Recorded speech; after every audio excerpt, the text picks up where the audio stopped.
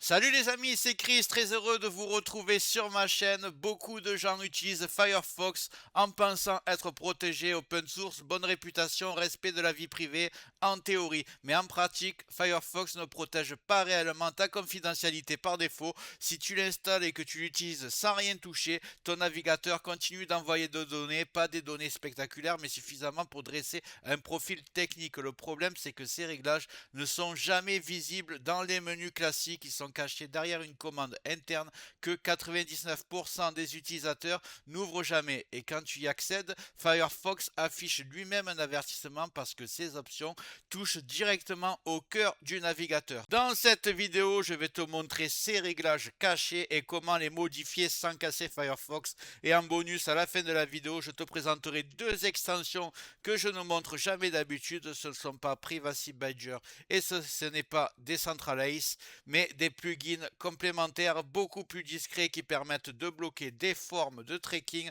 que Firefox laisse encore passer. Mais juste avant que je te montre ça, regarde bien en bas à droite de ton écran, tu vois le carré bleu, un clic égale s'abonner, ça te prend 2 secondes, clique dessus, ça récompense mon travail. Si tu peux appuyer sur le pouce pour mettre un like, ça m'aide vraiment à ce que mes vidéos d'aide informatique soient proposées à un maximum de personnes. Si tu veux faire partie de la communauté qui me soutienne, tu cliques sur rejoindre, et le plus important dans tout ça, tu vas en dessous de la vidéo, tu vois la cloche, tu cliques sur toutes. C'est très important. Pourquoi? Parce que tu vas recevoir toutes mes futures vidéos sur ton écran de bienvenue YouTube et je vais envoyer du lourd minimum 2 par jour. Tu regretteras pas. Donc clique bien ici sur toutes et surtout sur le carré bleu en bas à droite. Je compte sur toi. C'est fait. Allez, on y va.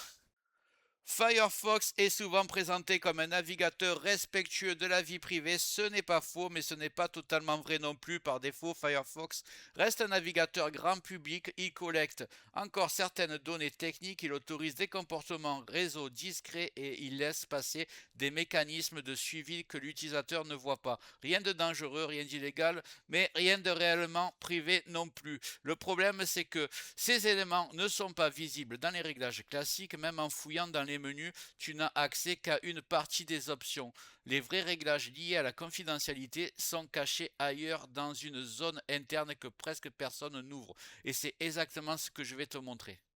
On va commencer par ouvrir ton navigateur habituel si tu n'as pas encore Firefox. Tu marques télécharger Firefox et tu vas tout simplement le télécharger et l'installer sur ton ordinateur. On va se retrouver juste après. Mais je pense que si tu auras ce tuto, peut-être que tu l'as déjà installé. Si d'ailleurs, si tu n'es pas encore abonné à ma nouvelle chaîne Optanova, très facile à retenir, n'hésite pas à t'abonner, à le mettre dans ton navigateur, tu l'ouvres, tu t'abonnes, ça prend 2 secondes et ça va être une chaîne qui est très complémentaire à Tech Digital pour l'instant. Elle fait un best-of de toutes les anciennes vidéos de Tech Digital, mais bientôt elle aura des vidéos inédites, donc Optanova, je compte sur toi. Allez, c'est parti, Firefox, on est dessus. Donc il est installé, installe-le et je vais te montrer comment on règle tout ça. Dans Firefox, on va dans la barre de recherche tout en haut et on va taper about config sans espace. Ici, voilà, ça sera dans le descriptif. Et là, on se retrouve accepter les risques de poursuivre. Donc, on va cliquer sur oui. Et on est dans la partie où on peut modifier Firefox. Premier problème, la collecte des données techniques. Premier point important, par défaut Firefox envoie encore des données techniques à Mozilla.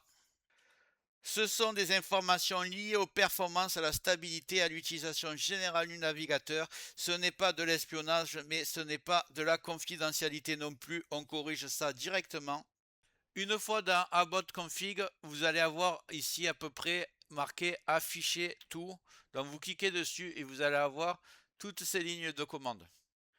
Donc là, j'aimerais bien aller taper directement ce que je veux, mais quand j'écris, ça n'écrit pas. Alors je ne sais pas pour vous, je vais aller les taper une par une.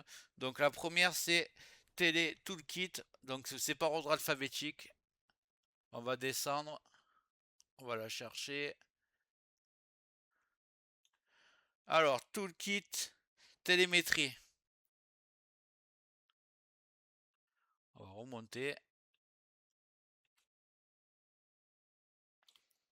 Vous voyez ici, il y a Toolkit télémétrie enable. Moi, j'avais déjà fait les réglages. Il doit être sur false. S'il est sur true, vous cliquez dessus, vous le mettez sur false. C'est le premier réglage. Ensuite, Toolkit télémétrie unified. Vous cliquez dessus pour double-clic pour qu'il aille sur false. Et ici, Toolkit télémétrie archive, vous le mettez sur false aussi si vous l'avez sur true. Concrètement, Firefox reste parfaitement utilisable mais cesse d'envoyer ses données techniques en arrière-plan. Deuxième point que très peu de gens ne connaissent, Firefox peut intégrer dans des études ou des expérimentations. Encore une fois, ce n'est pas dangereux, mais ce n'est pas nécessaire. Dans About Config, on va aller chercher cette ligne de commande. On va dire plutôt que c'est un module. Attends, on va aller par ordre alphabétique sur App Shield. Donc on va remonter jusqu'en haut. C'est un peu dommage que je ne peux pas taper directement dans la barre de le nom de préférence en haut. Alors, App Shield, Upside Enable. Voilà. C'est exactement celle-ci. About Shield Upside. On le met sur False. Voilà. Résultat, Firefox n'utilise plus comme cobaye pour tester des fonctions. La navigation reste la même mais plus propre. Troisième point, plus discret, Firefox peut envoyer des requêtes invisibles lorsque tu cliques sur certains liens. Alors celui-là, on va aller dans Browser. On va le tester. Browser, send ping. Alors Browser. Ah, tac. On va descendre.